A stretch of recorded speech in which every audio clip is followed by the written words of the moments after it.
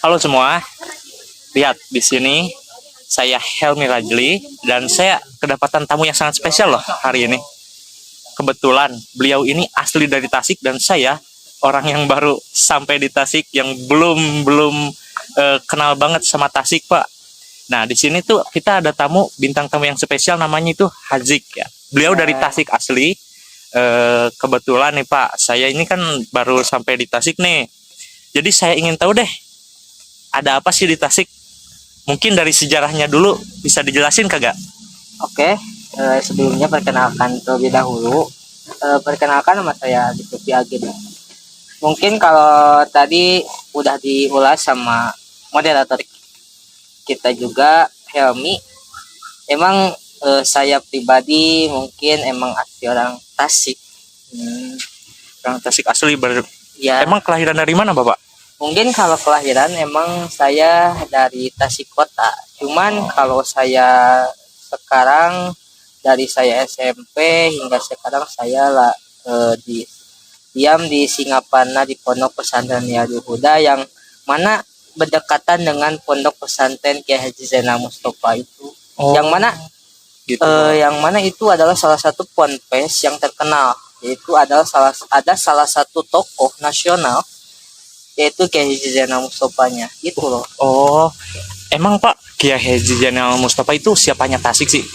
Apa beliau itu pahlawan Tasik yang menjadi ikon Tasik atau gimana? Ya, beliau adalah salah satu tokoh nasional pahlawan yang ada di Priangan Timur satu-satunya yang bernama Kiai Haji Zainal Mustafa. Dia dilahirkan di Tasik asli. Asli sama Ya. berarti ya kayak Bapak ya. Ya. Kenapa beliau jadi pahlawan itu Pak? Kenapa sejarah Tasiknya tuh kayak gimana? Kok bisa beliau apa beliau sama teman-temannya melakukan penyerangan terhadap sesuatu gitu atau jadi pahlawan? Mungkin kalau dari segi sisi saya juga kan kebenaran dari SMA Kiai Haji Zainal Mustafa. Sama ya? Iya. Oh iya. Saya juga di sana alhamdulillah gitu. Kebenaran saya juga kan SMA-nya itu namanya Kiai Haji Zainal Mustafa sendiri. Mungkin saya juga ada sedikit tahu gitu tentang perjuangan beliau. Kenapa tuh Pak? Jelasin Pak sekarang. Mungkin dari sisi dari titik awalnya itu perjuangan Kiai Haji Zainal Mustafa itu adalah salah satu perjuangan yang mana Kiai Haji Zainal Mustafa adalah salah satu sosok santri. Jadi beliau itu santri di sini gitu awalnya. Awalnya itu santri. Dia itu santri yang mana berkelana kemana-mana.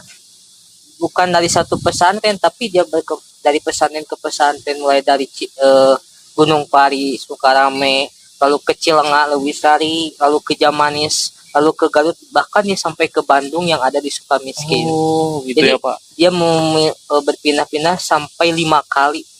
Wow. Dengan hausnya ilmu. Oh, hausnya ilmu ya. Ya. Oh, berarti dalam penyebarannya itu beliau itu mengajak atau berdakwah ya? Iya, jadi dibalik dia kegigihan dengan ilmunya, dia juga benar-benar akan penting banget gitu ilmu agama. Jadi beliau itu awalnya itu seorang santri yang menyebarkan agama Islam. Ya, jadi dia tuh sebelum dia dimukimkan di Sukamana, dia tuh adalah seorang santri biasa, bukan ada dari latar belakang jauh gak ada yang wah banget gitu. Enggak ada. Cuman dia santri biasa kayak kita. Cuman dengan kegigihannya, dengan sungguh-sungguhnya beliau, alhamdulillah ketika beliau usia 26 tahun, dia tuh ketika pesantren di Cilenga, dia tuh disuruh sama gurunya Kiai Haji Syahbandi untuk dimukimkan di pesantren Sukamana. Lalu jadi ketika dia dimukimkan, ketika dia awal masuk ke pesantren Sukamana, mendirikan pesantren Sukamana itu ketika umur 26 tahun atas ridhonya seorang guru Kiai Haji Syahbandi. 28 tahun udah mendirikan 26 tahun udah mendirikan pesantren. Iya, jadi itu sosok paling generasi muda yang benar-benar udah ada gitu pada zaman dulu. Jadi dia udah mendirikan pesantren, bahkan kan setelah lalu pas dia turun ke pesantren Sukamana, dia memiliki banyak pengikut gitu, ribuan santri. Oh, jadi yang saya tahu, saya juga baru tahu sebenarnya Pak, kalau di Tasik ini ternyata ada sosok pahlawan yang seperti itu gitu. Ya, Kenapa kan beliau ini kan mempunyai pesantren. ya. Kenapa beliau jadi ikon pahlawan? Apakah ada perlawanan terhadap sesuatu, Pak? Mungkin dari segi awal itu ketika dia dimukimkan di pesantren Sukamana, lalu dia juga kan mempunyai istri, bahkan dia istrinya juga 3. Kayak kita mau 1 dia mah 3, tapi bertahap Iya, bertahap ya. bertahap dari yang tua awalan sampai yang terakhir itu yang muda gitu. Itu 3 pagat cekcok ya? Enggak tuh. Dia mah adil. Adil ya Kayak emang. kita makan sesuai Iya. nafsu gitu. 3 Iya. tuh pingin 3 tuh pingin apa enaknya doang. Tapi dia tuh benar-benar maksud dia memperbanyak istri itu bukan apa ya? Dia juga mempunyai hikmah di balik ketiga istri beliau. Iya, kalau saya boleh yang saya tahu ya, di Islam juga memperbolehkan banyak istri ya, maksimal Iya, 4 kalau nggak salah Iya, ya. masih 4. Kan ada dalam Al-Qur'an, "Fankihu ma qabalakum minan nisa masna wa thulatha wa ruba." Apa tuh Pak? Jadi menikahlah kalian semua, baik itu 2, 3, 4. Tapi kalau misalkan kita tidak mampu ya, nggak apa-apa, 1 aja cukup. Ujung-ujungnya Iya, 1 aja cukup 1 aja ya. cukup. Oke. Kalau kita tidak bisa adil, mau gimana nantinya gitu. Iya. Kalau kita emang bisa adil ya nggak apa-apa, mau 2, mau 3, Ya. mau 4 juga. Jadi Kiai Haji Zainal Mustafa ini mempunyai 3 istri nih. Ya, Beliau dan 1 istri pertamanya mungkin dari sini juga ya, sama ya? ya, jadi emang Semuanya di sini emang. semuanya di sini. Dia Oh. juga kan dijodohkan langsung gitu Iya. sama gurunya. Nah, lalu untuk apa sih menjadi ikon sejarahnya, mengapa beliau apa namanya? Jadi pahlawan Ya, Tasik. jadi pahlawan Tasik. Jadi ketika dia 26 tahun, dia mendirikan pesantren, dia dimukimkan di sana, dia mempunyai ribuan santri. Nah, ketika itu ada kan dulu mah kan apa ya namanya? Kita tuh masih dijajah sama Belanda ya. Jadi ketika Oh iya, tahun dulu iya ya kita dijajah ya, ya, jadi ketika itu Berarti sebelum perlawanannya- merdeka gitu. sama Belanda ini. Ya, jadi ketika awalnya itu dia tuh kayak apa ya? Kayak disuruh sama si Belanda tuh kayak bayar upeti gitu. Jadi disuruh bayar upeti buat apa ya? Buat kemaslahatan Belanda sendiri Oh juga. iya ya, emang sih. Tapi gak ada timbal sejarahnya. baliknya sendiri ke Ke kitanya. masyarakatnya Iya, ya. cuman Itu kayak kita dieksploitasi dong jadinya ya. ya. Nah, Nah, itu awalan dia apa ya? Risih gitu dengan ketidakadilannya Belanda. Nah, ketika beberapa tahun ke depan datanglah negara yang lain, Jepang. Oh, jadi pas berbarengan sama Ya, Belanda masuk, Jepang juga mau menyerang itu ya, loh. Oh, awalnya Belanda Belanda mah cuman gitu doang, suruh bayar upeti iya gitu. kan? Nah, kirain ketika datang Jepang itu kirain mau apa ya? Kirain mau lebih damai gitu, yang kabel. Iya, kalau tidak salah Jepang datang tuh sebagai mengaku-ngaku kakak Ya, tertua ya. Iya, Saudara se-Asia kalau. ya.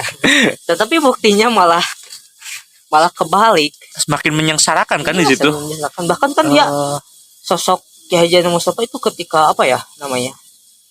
Ketika dia didatangi itu ketika tepat itu tanggal 25 Februari 1944 pada hari Jumat. Hari Jumat. Iya, hari Jumat, yaitu apa namanya? Ketika waktu itu tanggal 25 Februari 1944 hari Jumat, ketika beres sholat Jumat, Kiai Haji Zainal Mustafa mengumpulkan semua santrinya. Dengan bermaksud beliau supaya apa ya? Dia itu awalnya itu apa ya? Kayak diskusi supaya buat apa kita tuh kedepannya mau gimana. Jadi buat berdiskusi buat kedepannya. Ya, karena dengan gencatan senjata pressure gitu. dari Ya, pihak Belanda, apalagi Jepang, pihak gitu. Jepang yang semakin bukannya mempercerah malah memperkeruh gitu. iya. Nah, ketika gak lama diskusi berjalan di masjid, tiba-tiba datang 4 kaisar Jepang ke Sukamana. Lalu dia nggak tahu gimana ya itu maksudnya. Nggak tahu dia tuh menyerang, tetapi di balik 4 orang tersebut 2 orang meninggal di tempat. Oh, jadi yang meninggalnya itu pihak Jepang gitu. Iya, karena Oh, dia 4 orang. Jepang, iya. Tapi yang 2 orang lagi diloloskan. Sengaja diloloskan. Ya kalau sengaja sih enggak, cuman dia tuh kabur. Oh iya. Ya dia tahu konsepnya gimana, tapi dia diloloskan. Nah, ketika diloloskan, kirain teh emang sudah beres. Karena kan niat Sukamana, Santri Sukamana untuk membunuh dia yang 2 itu Karena dia menyerang duluan kan? iya, karena untuk menjaga keamanan juga. Iya betul gitu. sih, betul. Nah, ketika 2 diloloskan, beres. Tapi gak lama, ketika sore gak tahu malam, itu setelahnya itu tiba-tiba datang Jepang berkompi-kompi, bahkan berpasukan. Ke pesantren itu. Iya, ke pesantren. Kayaknya atas perintahan yang 2 yang tadi. Yang tadi Iya, terbunuh kan? Yang diloloskan kan? Kayaknya dia memerintahkan kepada Komandannya, mereka melapor ya pasti sih. pelapornya gitu. Jadi dia itu datang berkompi-kompi, datang, wah ya gimana lagi gitu kan, kalau dulu Indonesia itu benar-benar sengsara ya. Iya, sengsara banget. Indonesia mengandalkan dengan bambu runcing, tetapi Jepang mengandalkan sebuah alat yang Alat. mana sangat modern gitu kan, jauh berbeda. Nah, di sana pertempuran berlangsung ketika tanggal 25 Februari 1944. Mungkin ya Pak, dari pengkumpulan itu mungkin pihak Jepang nih ngerasa itu tuh jadi ancaman gitu. Iya, Ya karena dia tuh sebenarnya sebelumnya mengapa dia menyerang? Karena dia tuh tidak enak. Karena sosok beliau itu Punya pengaruh. Iya, katanya punya ya. pengaruh besar gitu, sangat besar di Sukamana tersebut. Bahkan kan dia mempunyai masa-masa yang banyak. Iya ya, anak-anak pesantren yang Iya. beliau dirikan pesantrennya menganut Di kepada balik beliau santri gitu yang kan. di sana, dia juga mempunyai didikannya di luar, seperti Tasik Selatan, kalau terus yang kesananya di Garut.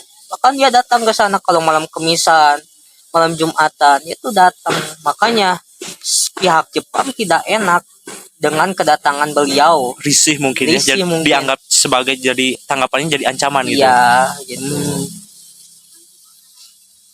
Terus gimana tuh sama beliau yang kan beliau diserang nih sama berkompi-kompi nih. Terus gimana tuh kejadiannya habis itu Pak? Nah, ketika itu dia tuh diserang sampai yang gugur di medan perang itu hampir sebanyak 86 orang 26 orang santri Iya, meninggal di tempat. meninggal di tempat dengan alat-alat yang itu, pistol yang Iya, modern. Kita santri mungkin cuma modal bambu runcing Iya, mungkin ya. modal bangun itu kan nggak bisa apa-apa, nggak bisa jarak jauh gitu. Cuman dekat doang. Itu kan kalau dia mau dari sini sampai ke manapun bisa Kena gitu. ya? Iya, Iya. kena gitu. Tapi banyak juga ya. Berapa? Banyak, 86 orang. Terus gimana tuh? Nah, ketika itu banyak yang gugur nih. Iya. Nah, di sana mungkin setelah itu Kiai Haji Mustafa ada niat nih untuk menghentikan pertempuran. Tetapi menghentikan pertempuran tersebut bukanlah dia tidak berani, tetapi ada masa yang berkepanjangan yang tidak baik ke depannya. Yang mana kan santri sudah pada meninggal. Iya, memakan korban ya dari pertempuran pertama itu. Ya. Lalu kan yang kedua yang menjadi ancaman tuh si kaisar Jepangnya tuh bukan banyak dari orang Jepang asli. Ada pengkhianat di dalam. Dia pribumi. Iya, pribumi, tapi dia diperintahkan gitu. Didalangi oleh Jepang. Oh, jadi pribumi setempat itu membelot lah, istilahnya membelot ya, ke jadi, kaisar Jepang itu untuk menyerang kemana. Makanya jadi di sana Kiai Haji Mustafa menghentikan supaya ini nanti bakal berkepanjangan. Iya ya, soalnya kayak mungkin itu bukan orang asli gitu, Iya, bukan orang kan asli membunuh saudara sendiri Iya, dong makanya. itu mah. Terus gimana lagi tuh Pak? Nah, setelah gitu ada niat itu, ya udah. Ketika itu dia tuh Kiai Haji Mustafa menyerahkan diri Ke pihak Jepang dengan sukarela. Dengan membawa santri-santrinya yang tadi yang tidak meninggal. Yang tidak meninggal. Iya, yang nggak gugur. Kan yang sudah gugur mah udah di sana. Oh, jadi maksudnya dia menyerahkan itu untuk menghentikan pertempuran gitu. Iya. Oh, jadi dibawalah santri-santri semua. Dibawa kemana tuh Pak itu? Dibawa. Apa ada penyiksaan di dalamnya? Iya, ketika dibawa kirain mau kemana gitu dekat, ternyata dia dibawa ke Bandung sampai ke Jakarta, mau dieksekusi mati. Jadi dibawa dari Tasik. Iya. Dibawa dari Tasik dengan seluruh santri. Iya. Dibawanya ke Bandung. Lalu ke Tasik. Iya. Bukan ke Bandung dulu. Ke Jakarta ke Bandung dulu di kayak bukan di transit. Apa ya namanya? Kayak dipindahkan aja ya, gitu. Cuman ketika itu gak cocok mungkin langsung pindahkan ke Jakarta namanya tuh di pulau di Taman Airfile. Apa sih namanya? Yang di Ancol itu. Oh, jadi tempatnya di Ancol. Iya, di Ancol, di dekat pantai Pulau Seribu. Nah, di sana beliau mungkin bersama santrinya dieksekusi mati. Awalnya itu dia tuh ada kabar ditembak eksekusi langsung. Tetapi ada kabar juga dikubur hidup-hidup. Jadi awalnya tuh ditembak tetapi dia tidak mati. Ngeri banget ya. Nah, itulah keistimewaan dari sosok beliau bersama santrinya dengan kegigihan ilmunya jihad fisabilillah. Iya. Karena kan dia sebelum itu kan dia juga meninggalkan ketiga istrinya yang masih muda. Ketiga istrinya kan ditinggalkan di Tasik gitu. Ditinggalkan di Tasik. Umur beliau kan 26 tahun, paling 27 26 kan. Dia mempunyai 3 istri, ditinggalkan, harta ditinggalkan semuanya untuk jihad fisabilillah. Mengerahkan diri kita udah berserah diri aja, tawakal itu kepada tuh Allah. dalam bentuk menghentikan peperangan di Tasikmalaya kan. Oke, jadi beliau itu dibawa dari Tasik ke Jakarta lalu dieksekusi. Terus mayatnya kemana tuh Pak? Nah, ketika ditembak kan tidak mati. Nah, ada inisiatif dari Jepang itu sendiri itu, udah dikubur hidup-hidup aja. Jadi ketika ditembak gak mempan, dikubur hidup-hidup. Satu cara yang paling efektif dikubur hidup-hidup dalam satu lubang, kayak lubang buaya gitu. Satu lubang? Iya. Sama berapa banyak santri itu? 60 santri. Iya. Dimasukin ke satu lubang. Iya. Gila banget ya. Iya, jadi itulah zaman dulu memang ngeri banget gitu. Apalagi kan sosok Jepang itu yang benar-benar namanya? Ya itu. Kan dia tuh akibat akibat tidak pada Jepang itu kan Jepang tuh menyuruh Saikere. Oh, Saikere itu kan bunuh diri buat kaisar kalau nggak salah ya. Bukan, jadi menyuruh pihak Jepang tuh menyuruh ke Kiai Haji Mustafa dan beserta santrinya itu untuk menyuruh sujud ke kaisar Jepang. Matahari ya Pak? Ya, matahari. Ketika matahari terbit timur, jadi dia tuh sujud. Ya otomatis Kiai Haji Mustafa juga gak mau lah. Iya. Kan kita juga kan Tuhan kita Allah ya. Ini menyuruh bersujud ke matahari. Iya gitu. Kan mau apa gitu. Makanya dia tuh benar-benar iri. Makanya udah di sana mengerahkan diri aja gitu. Udah mau ngapain lagi gitu. Udah. Mungkin karena ini ya mungkin buat Jepang bersujud ke matahari itu dianggapnya Tuhan mungkin ya. Mungkin dari agama Islam sendiri itu jadinya syirik ya. Syirik ya. Menduakan. Dan pihak Jepang nggak suka. Iya. Kita juga gak mau kan diduakan. Iya. Gitu. Apalagi ditinggalkan. Bener sih. Apalagi diselingkuhi.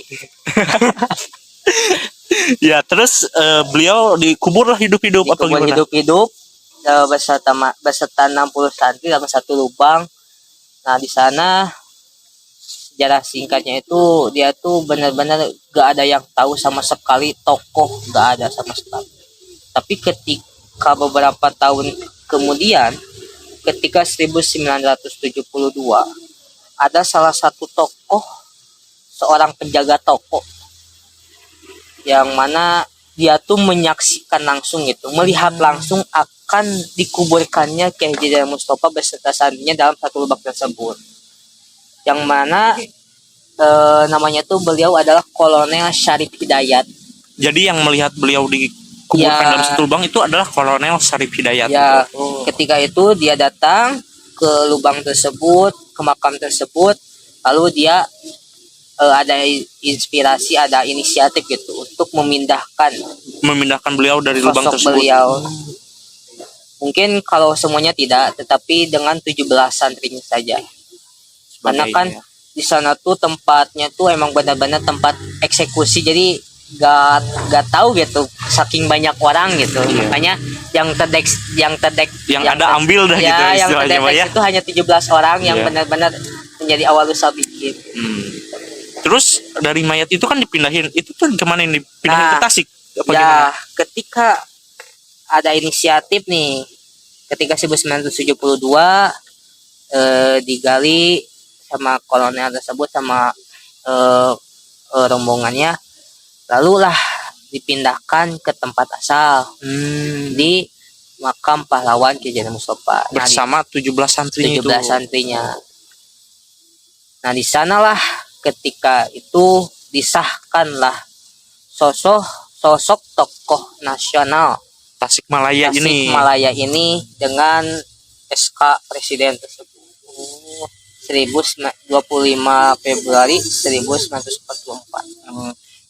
Tapi dari 3 istri yang tersebut itu gimana Pak? Nah, itulah makanya dia tuh meninggalkan 3 istri. Jadi awalnya itu dia tuh emang ada kan anak-anaknya yang masih kecil. Oh, jadi udah ada anak-anaknya nih. Ya, tapi masih balita-balita gitu. Mungkin sampai sekarang adalah anak cucunya ya. Iya, cucunya. Makanya sampai sekarang alhamdulillah berkembang dengan sosok penerusnya gitu, anak-anaknya, cucu-cucunya, bahkan buyut-buyutnya juga.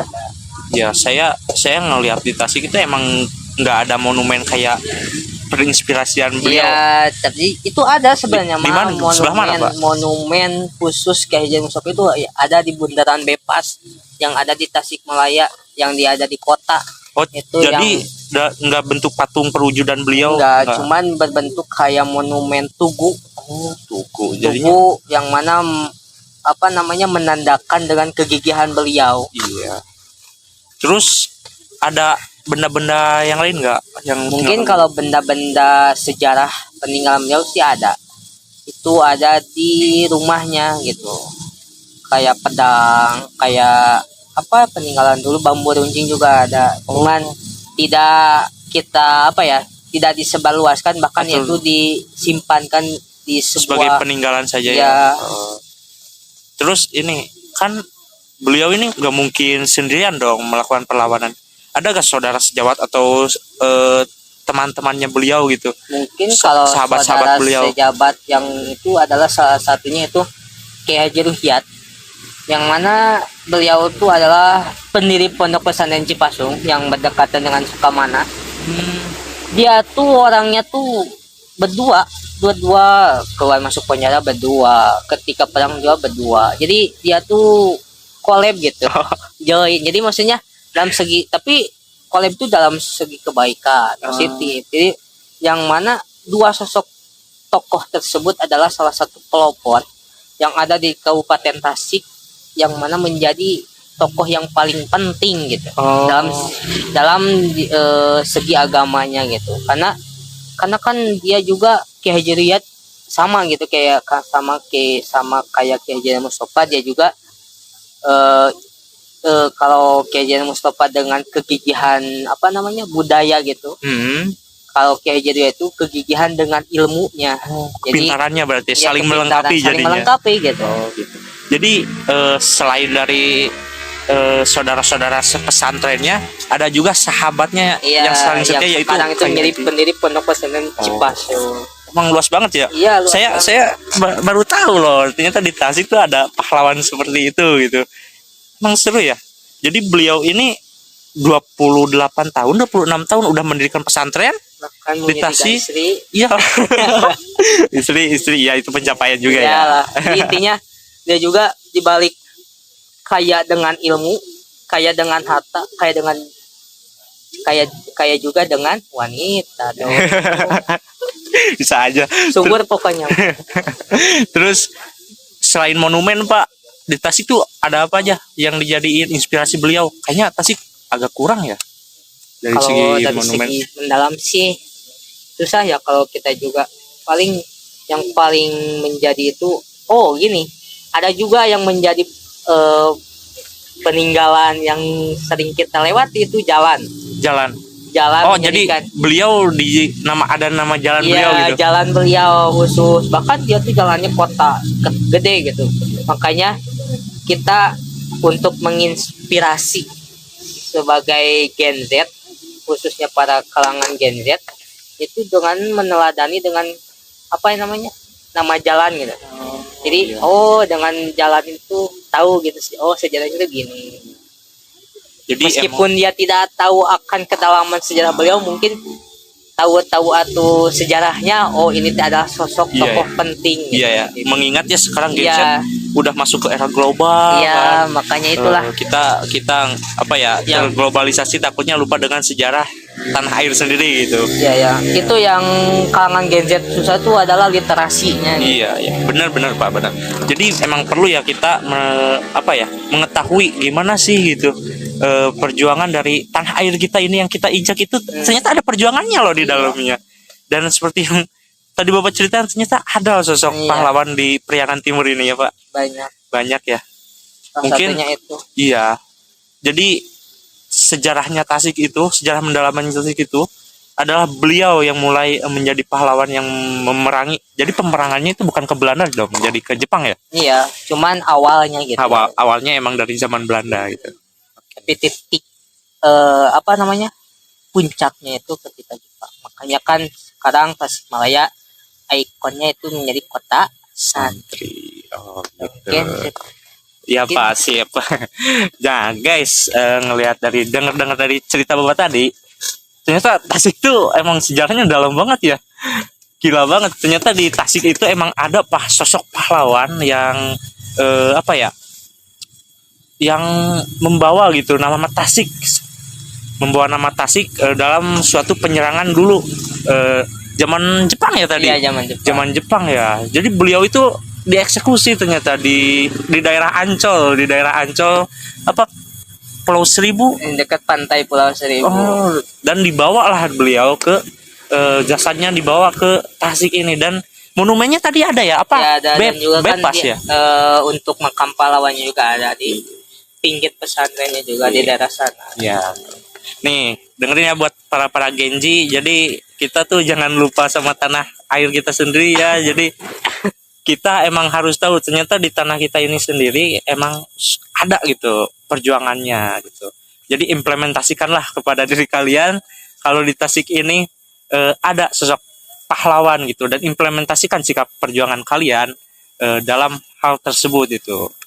Mungkin Pak sip. Ya, siap. Sekian ya, terima kasih. Ini sangat menginspirasi saya gitu. Saya juga baru tahu ternyata ada sosok-sosok seperti itu gitu. Ini menjadi wawasan baru untuk kita, mungkin kalian semua. Sip, Oke, makasih. sip.